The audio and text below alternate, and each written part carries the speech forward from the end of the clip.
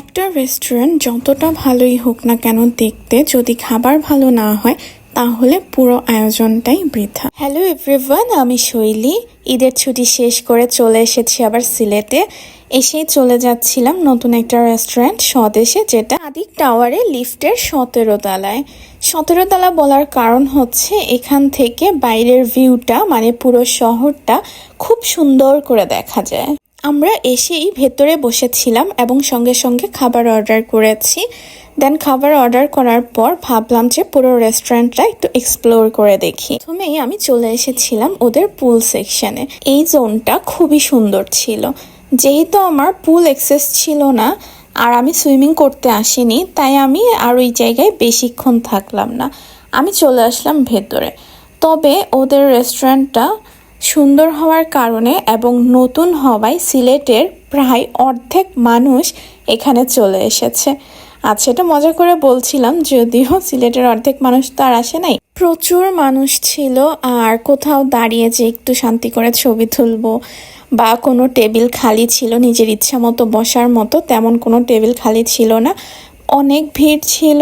আর সবচেয়ে মজার ব্যাপার হচ্ছে, দেখতে খুব সুন্দর হলেও এই যে ওদের খাবার চলে এসেছে।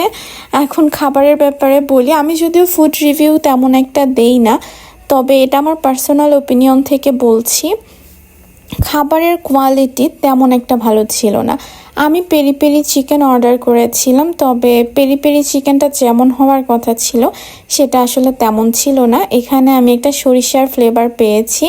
পেরি পেরিতে আমি জানি না সরিষা দেয় নাকি, আমি আর কোথাও এমন সরিষা দেওয়া পেরি পেরি খাইনি, তো আমার টেস্ট তেমন একটা ভালো লাগেনি ওদের খাবারের। আর একটা রেস্টুরেন্ট হতে হলে অবশ্যই খাবারের মানের দিকে বেশি নজর দেওয়া উচিত ইন্টেরিয়রের চাইতেও, এটা আমার পার্সোনাল ওপিনিয়ন। তবে অনেকেই আছে যারা খাবারের চাইতেও ইন্টেরিয়রের দিকে বেশি নজর দেন, তাদের দিক থেকে চিন্তা করলে ঠিক আছে। এরপর আমি ভেতরে খাওয়া দাওয়া শেষ করে ভাবছিলাম একটু বাইরে বসবো, কিন্তু সেখানে একটা বিপত্তি বাধে।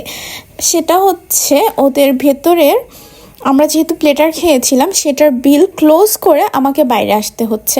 তবে জিনিসটা আমার কাছে একটু বিড়ম্বনার মনে হয়েছে, কারণ রেস্টুরেন্ট তো একটাই আর এক্সেসও একটাই, তো দুই জায়গায় আলাদা আলাদা করে কেন বিল পে করতে হবে সেটা আমি বুঝতে পারিনি।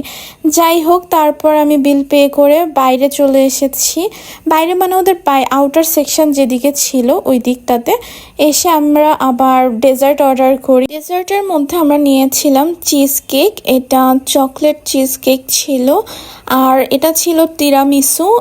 তিরামিসুটা তেমন একটা মজা লাগেনি আমার কাছে, তবে ওদের ওইটা বিস্কফ চিজ কেক ছিল। বিস্কফ চিজ কেকটা অসাধারণ ছিল, এটা আমরা খেয়ে আমাদের খুবই ভালো লেগেছে। পরে আমরা আরও একটা অর্ডার করেছি। এই যে আমার সাথে প্রিয়ম আর শাখাওয়াত ছিল। আমি তিরামিসুর ভিডিও করতে করতে ওরা পুরো বিস্কফ চিজ কেকটা সাভার করে দিয়েছে। অ্যান্ড তারপর আমি আরেকটা কফি আর আরও একটা বিস্কফ চিজ কেক নিয়েছিলাম, যেটার কথা আগেই মেনশন করেছি।